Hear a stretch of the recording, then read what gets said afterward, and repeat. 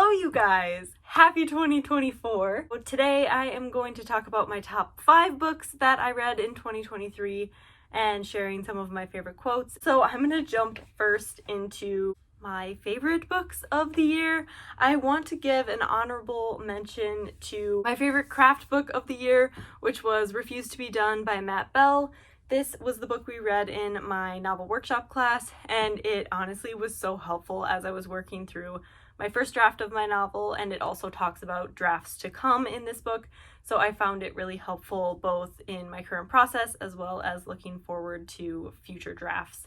So if you plan on writing a novel or you're currently writing a novel, I would highly recommend this book. It's nice and short and sweet, and I honestly underlined so many random things in there. So yeah, this section's about revision, and it was just so helpful. Now we're moving into my top 5 books of 2023. My number 5 read, also since I talked about a craft book, I am of course including at least one nonfiction book.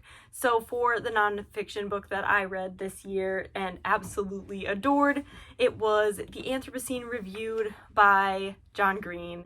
I wish I had taken better notes on all of the books I read. What I said about this in my little reading journal here, essays on the human experience, profoundly beautiful while also earth-shatteringly real, that make you think about the problems and gorgeous moments in the world. John Green's thought process always wows me, and after some of these essays I had to pause to take a breath, contemplate the meaning of things, then move on. Number 4 is Malibu Rising by Taylor Jenkins Reid. This book was just stunning. I adored it. I thought the switch between the two timelines was absolutely beautifully done, and the characters were so multi-dimensional and felt so real and exciting. Let's see what I had to say about it when I finished it. This is for sure one of my favorite books of the year so far. It felt like the personification of summer, and I fell in love with the family in the story. They were always there for each other, and I was fully invested in each of their stories. This book was also fun because it switched between timelines, giving background on the family's struggles early on, which was complemented by the party drama happening in the present. I have a feeling I will think about this a lot. So I'm not going to say a ton about the plot of this one because I do think it's a great book to go into not knowing a lot. This one deserves all the hype, and I can't wait to read more by Taylor Jenkins Reid. Next up, I have Loveless by Alice Oseman. I have heard so many things about this author and about this book, and I knew I had to pick it up. It was honestly 10 times more beautiful than even all of the beautiful things that people said about it. So this is what I said when I finished reading it. I think I have found a new favorite, or at least one of them, for 2023. The exploration of discovering your sexuality was done in a beautiful and truthful way, and I loved that we had representation of various underrepresented sexualities.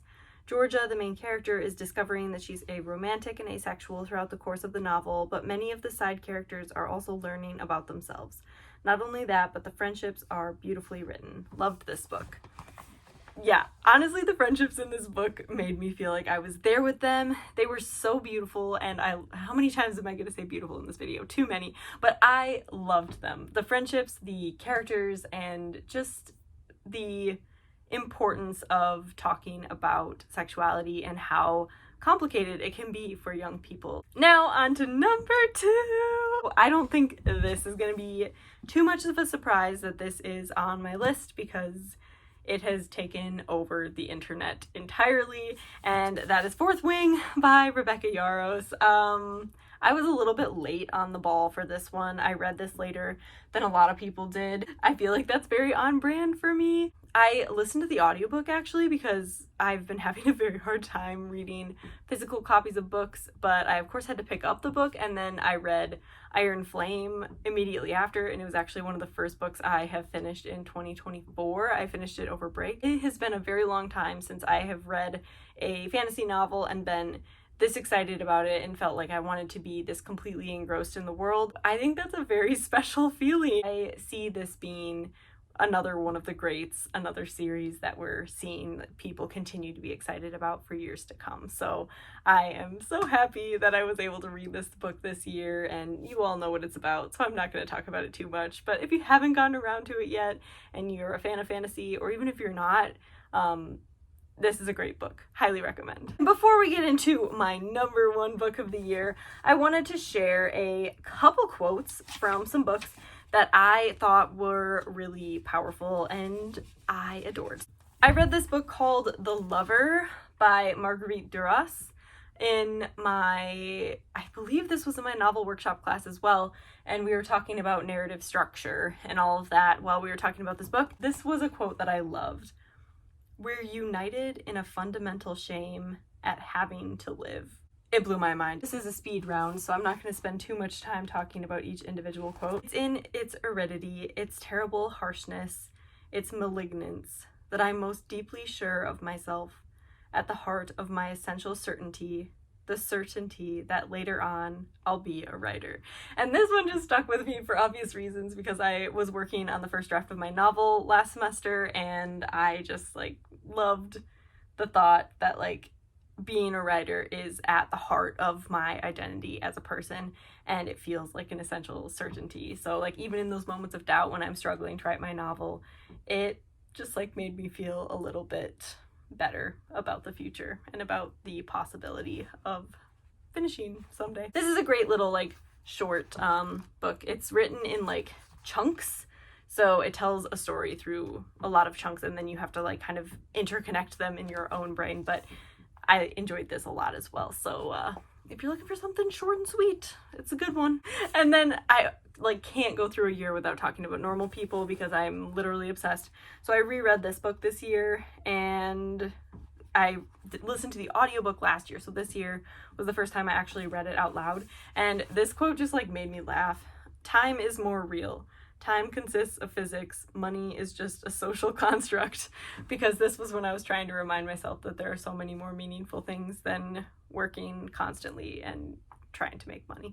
But unfortunately, money is also necessary, so we won't get into that. I love talking about the quotes that resonate with me in books because I think that's the number one way, for me at least, if I see a quote and I'm like, ah yes, I like that, I'm 10 times more likely to pick up that book in the future. Let's jump into the number one book of 2023. Drumroll please. A Little Life by Hanya Yanagihara. I talked about this book so much last year. I feel like this can't come as that big of a surprise, but I read it right at the end of the semester and the beginning of the summer. Every time I talk about this book, I tell people to read the trigger warnings, go into when you're in a good headspace and are going to be able to handle the content of this book.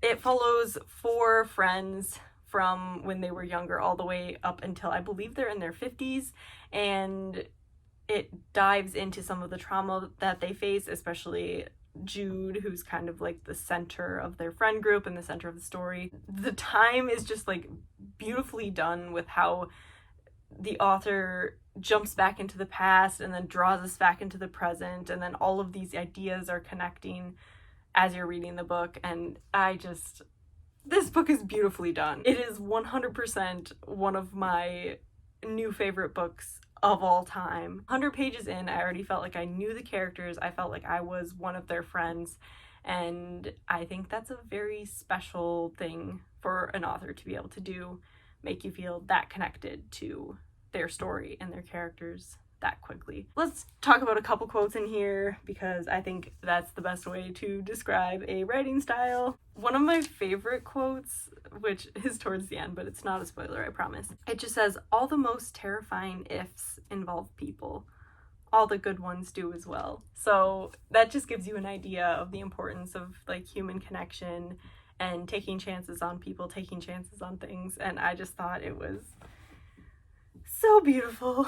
And this is my favorite quote that I feel like I always end up sharing with people, so I will leave the video with this final quote. "To be alive was to worry. They all sought comfort, something that was theirs alone, something to hold off the terrifying largeness, the impossibility of the world, of the relentlessness of its minutes, its hours, its days." That is all I have for my best books of 2023. Please like this video if you enjoyed it. Comment below what your favorite books of 2023 were and what you're excited about for 2024. I can't wait to read all of the amazing things this year as well. And also subscribe to my channel and don't forget to hit that bell icon so you get notified whenever I upload a new video. I'll see you next time. Bye!